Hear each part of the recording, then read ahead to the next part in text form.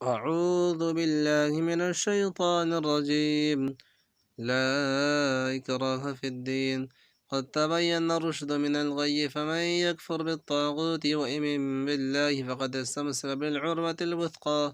لا انفصام لها، والله سميع عليم.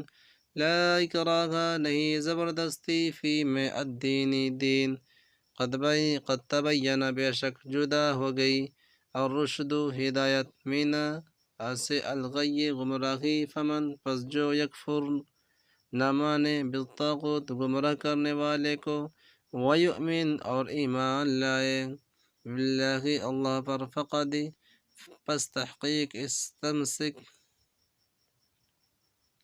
استمسکا اس نے تھام لیا، بالمعروف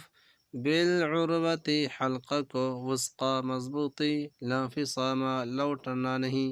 لہا اس کو، واللہ اور اللہ سمیع سننے والا، علیم جاننے والا۔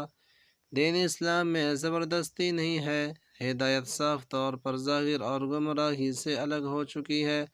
تو جو شخص بتوں سے اعتقاد نہ رکھے اور خدا پر ایمان لائے، اس نے ایسی مضبوط